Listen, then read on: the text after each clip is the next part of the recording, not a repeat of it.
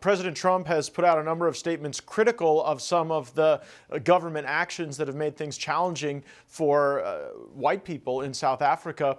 What more do you think President Trump can do to provide that legitimacy that you seek? Yes. What we really appreciate is President Trump called us by our name. We are Afrikaners. We are a distinct people, a distinct group with a distinct language and culture.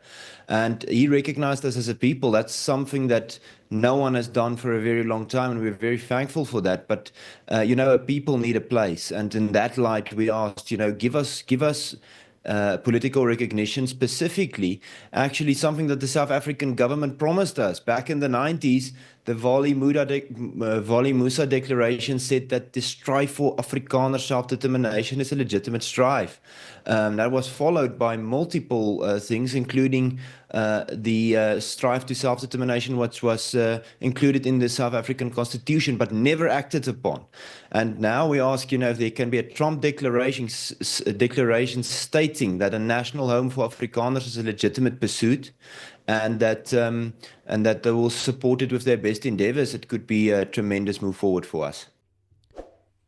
Teken in op die Oranje Beweging se YouTube bladsy om hierdie video te kyk.